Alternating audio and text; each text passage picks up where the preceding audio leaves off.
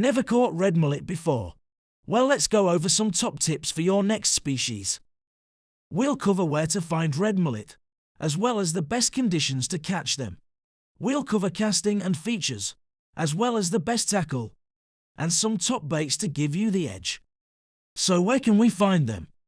It's a little known fact, but there are actually two subspecies in the UK and Europe, the red mullet and the striped red mullet. Here we cover the distribution of the red mullet. In the UK they are found as far north as northwest England and southwest Scotland, but are more reliably caught from the English Channel and the Bristol Channel. They are also a possible catch from shores of Wales as well as Essex and Suffolk on the eastern side of the Isles. They can also be caught from the southern Irish coast. On the continent they can actually be found as far north as Scandinavia, but are far more likely caught from Holland and France downwards, all the way down to Portugal and the Mediterranean, reaching into the Black Sea.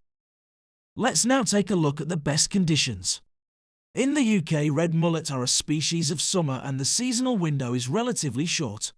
The southern English shores provide the widest seasonal window, having them show from early July before they leave around early October.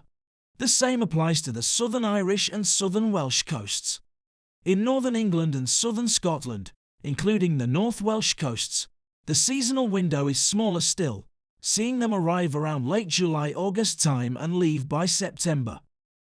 On deep venues such as steep to beaches and piers, they can be caught on any size tide.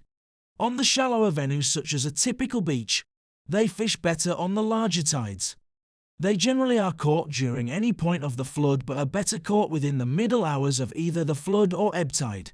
In terms of ebb tide fishing, it is likely this will be more productive when fishing around estuaries. As with many summer species, it's warm settled conditions that will bring them in. Red mullet only really feed when there is at least some level of sunlight, so day tides are the way to go. For the same reason, you should avoid fishing heavily coloured water. Overcast skies will be preferable as with most species.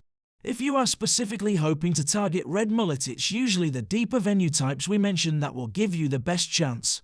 Keep in mind though, they still can be caught from the shallower venues. A peak time to target them is during the low light levels of dusk or dawn, if the tides coincide right. So now let's talk casting and features.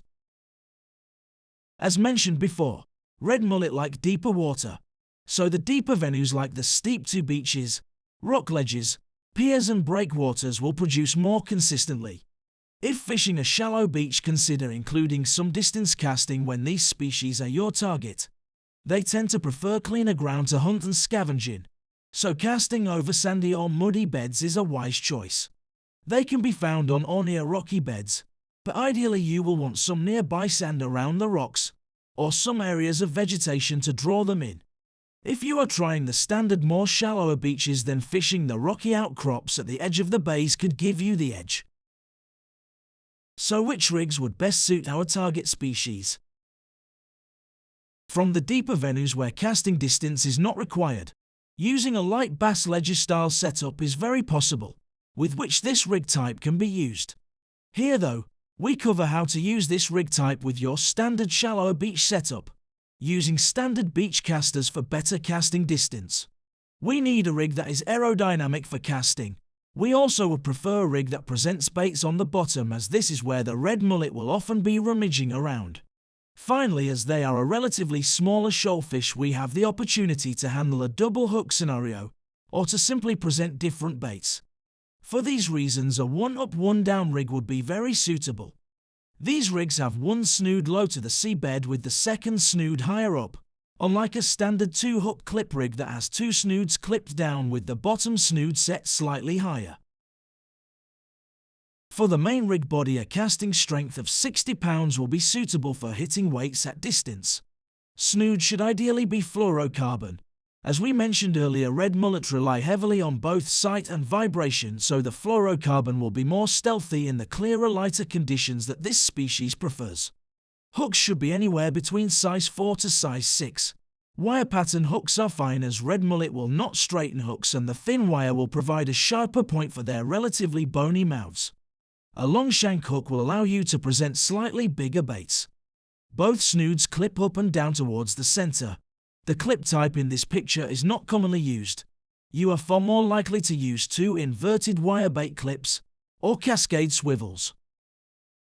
So what about our bait choice? Red mullet are far from picky, but there are some top baits more commonly used, such as ragworm baits.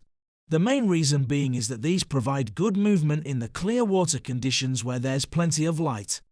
If there is slight colour in the water, then a bait with better scent could be the better option. So small peeler crab baits could be the way to go, though both lugworm and small fish strips such as mackerel will give off plenty of scent into the water. Hi guys, just a quick reminder, if you like my videos and find that you are learning some useful tips, please do remember to click the subscribe button just under this video. Subscribing is completely free. There's no sign-up process as it's all done at the click of a button.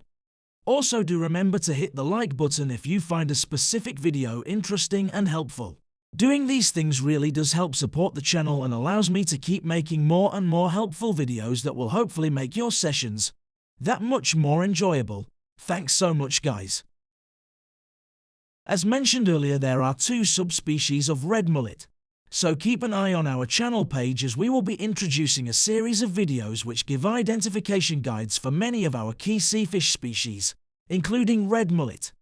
As water clarity is a key factor with red mullet fishing, we have included a link to a video here that explains how wave action affects water colour. We hope to see you again soon. Thanks for watching.